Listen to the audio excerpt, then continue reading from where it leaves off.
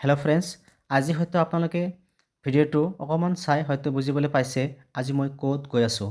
তো গাইছ বলকচোন আজি দেৰি নকৰি এনেকুৱা এখন ঠাইত ভিতৰত লৈ যাম আপোনালোকক যিটো আপুনি হয়তো এতিয়ালৈকে দেখা নাই। আৰু এনেকুৱা এখন পাৰ্ক আমাৰ অসমৰ ভিতৰত গুৱাহাটীৰ ভিতৰত ইমান ধুনীয়া এটা পাৰ্কত আপোনাক লৈ যাম আজি। আৰু সেই পাৰ্কখনৰ নাম হ'ল ব্ৰহ্মপুত্ৰ নদী পাৰ্ক। আৰু এয়া আছিল 2 নম্বৰ গেট। তো এই গেটেৰে আপুনি সোমাব পাৰিব, কিন্তু ভিতৰৰ ফালে আপুনি এণ্ট্ৰি কৰিব নিদিয়ে। আৰু যদিহে আপুনি 1 নম্বৰ গেটেদি সোমায় তেতিয়াহ'লে আপুনি ডাইৰেক্ট ভিতৰত সোমাব পাৰিব একদম। যিখন ব্ৰিজৰ নিচিনা বনাইছে, অভাৰ ব্ৰিজৰ নিচিনা, তেনেকৈ তাৰ ভিতৰত আপুনি যাব পাৰিব।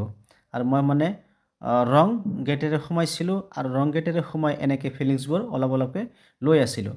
আৰু ভিতৰত গাড়ী ৰখা জেগা আছে, পাৰ্কিং কৰিবৰ কাৰণে যিসকলে গাড়ী লৈ যায় তেওঁলোকৰ কাৰণে এনেকৈ ব্যৱস্থা আছে। আৰু এনেকৈ বাচ্চাবিলাকৰ কাৰণে কিমান ধুনীয়া ধুনীয়া মিউজিক তেওঁলোকে বনাই ৰাখিছে। বাচ্চাবিলাকে লৈ পেলাই ধুনীয়াকৈ ফূৰ্তি কৰিব পাৰিব।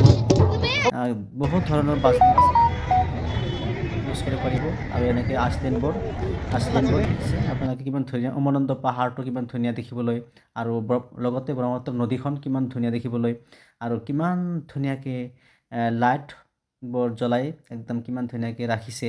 এনেকুৱা এটা ফিলিংছ হৈছে, বিদেশত থাকি আহিছোঁ হয়তো মোৰ সেনেকুৱা এটা ফিল হৈছে মোৰ আজি, যে আমাৰ গুৱাহাটীত ইমান ধুনীয়া এটা জেগা বনাই দিলে আমাৰ হিমন্ত বিশ্ব শৰ্মা ডাঙৰীয়া। আমাৰ ৰাইজৰ কাৰণে ইমান ধুনীয়া এটা কাম কৰাৰ বাবে তেওঁক অসংখ্য ধন্যবাদ। এইবাৰ আপোনালোকক 1 নম্বৰ গেটৰ দৃশ্যবোৰ দেখুৱাম। তো গাইছ, মোৰ সন্মুখত যিখন গেট দেখিছে এইটোৱে হ'ল 1 নম্বৰ গেট। আৰু 1 নম্বৰ গেটখন কিমান ধুনীয়া। আৰু এই 1 নম্বৰ গেটেৰে আপুনি যদি সোমায় তেতিয়াহ'লে একদম ভিতৰত ফালে আপুনি সোমাই আহি আৰু পাৰ্কৰ পৰা দৃশ্যবোৰ আপুনি উপভোগ কৰিব পাৰিব। নিশ্চয় আপোনালোকে জনাব আজিৰ এই ভিডিঅ'টো চাই কেনে লাগিল, কমেণ্ট কৰিবলৈ পাহৰি নাযাব।